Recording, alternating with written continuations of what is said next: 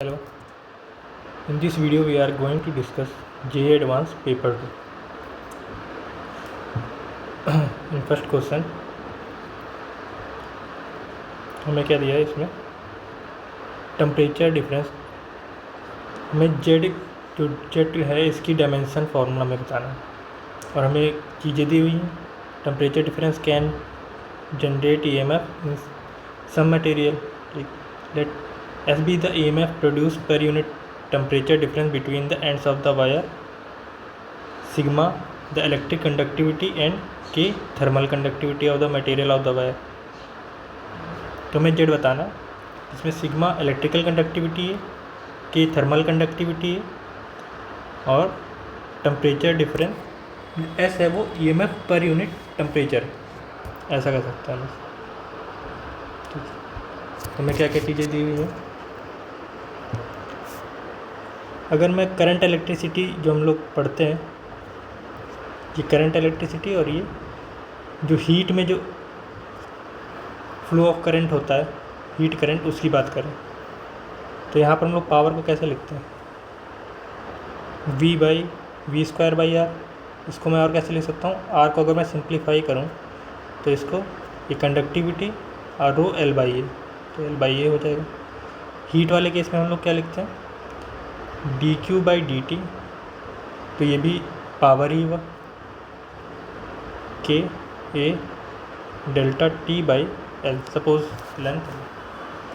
और मैं इन दोनों पावर को इक्वल कर दूँ, आपस में इक्वल करूँगा तो मेरे पास क्या आएगा, सिग्मा A/L इक्वल टू, क्योंकि हमें डायमेंशन की बात करनी है तो डायमेंशन में हम ये कर सकते हैं। तो यहाँ से क्या क्या चीज़ें कैंसिल हो रही हैं, AL,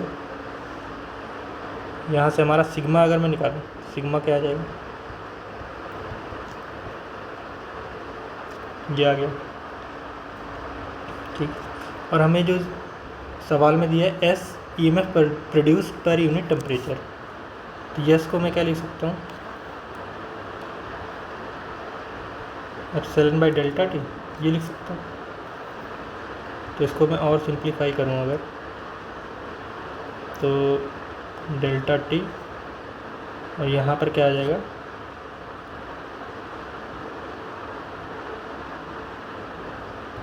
S² और डेल्टा T से मैं स्क्वायर कर दूँ, है ना, उसको मैं नीचे ले लिया तो डायरेक्ट ऐसे लिख लिया। तो ये सब चीज़ें आ गई मेरे पास। ठीक, और Z हमें क्या दिया है, Z दिया है S² सिग्मा/K। Z हमें दिया है S² सिग्मा/K।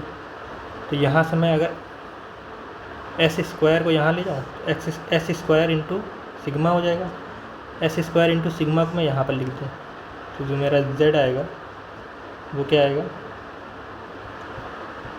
K, okay, delta T तो कैंसिल भी हो जाएगा, K/ΔT,